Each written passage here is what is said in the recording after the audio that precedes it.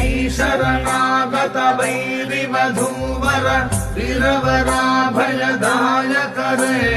त्रिभुवनमस्तक शूल विरोधि शिरोधि कृतामलशूलकरे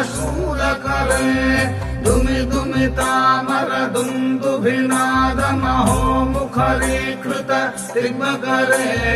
जय जय हे महिषासुरमर्दिनि रम्यकपर्दिनि शैलसुते ऐ निजहुंकृतिमात्र निराकृत धूम्रविलोचन धूम्रशते